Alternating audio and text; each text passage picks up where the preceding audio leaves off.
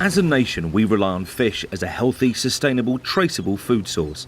Fish consumption has risen since the 1970s, and it's estimated the industry has provided 200 trillion meals since the end of the Second World War. Recent findings show significant improvements in fish stocks around the UK, and yet hard-working fishermen are all too often portrayed as the pariahs of the sea.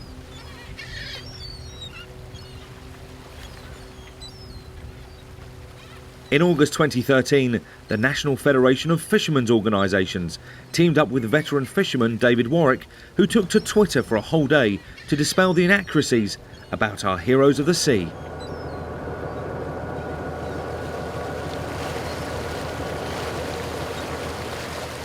My name's David Warwick. I'm a fisherman, have been for 26 years now since I left school. Based down in Cornwall, home port of Evergissi. We have a trawler, fish for your sort of standard demersal fish, cod, haddock, lemon soles, plaice, monkfish, just your run-of-your-mill fish really you'd see in your fishmonger. It's a wooden stern trawler, 35 foot long, it's about 35 tonnes in weight, with a 230 horsepower engine. Fairly standard inshore craft really. All I ever wanted to do from as early as I can remember was just be in boats and around boats, and never ever wanted to do anything else. I was approached and asked to do it on behalf of the NFFO, and it's a good way of getting our point of view across. We very rarely get an opportunity like this to just do something for fishermen as fishermen. We do get a bit of bad press, so it's nice to try and get some positive feedback out there. An average day is sort of down the harbour anywhere between 3 and 4 o'clock in the morning. We go outdoors to sea to our chosen fishing grounds for the day, spend the day trawling, and depending on what we're fishing for, it could be 2 or 3 hauls a day, and return anywhere sort of between 5 and 7 o'clock in the evening.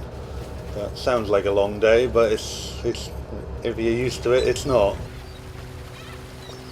The best part is not knowing what you're going to catch every day. It's the excitement every day and every haul of looking to see what's going to come up in your nets, and just being out in the weather and the great outdoors, if you like, because there's nothing better. The worst parts are coming out and catching very little or nothing, or damaging nets, and obviously wasting time mending trawls. And I mean, it's all part and parcel of the job, so it's not really disastrous, but it's not quite so good as the good days.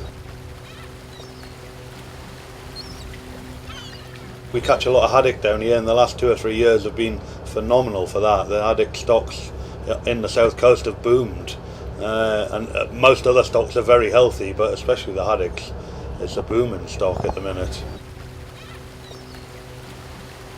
It's pushing the fishermen out of areas they've fished for generations and generations and generations. And half the argument is, the stuff there needs protected. Well, if fishermen have worked there for so many years and the stuff's still there, what we're protecting it from? We haven't damaged it so far.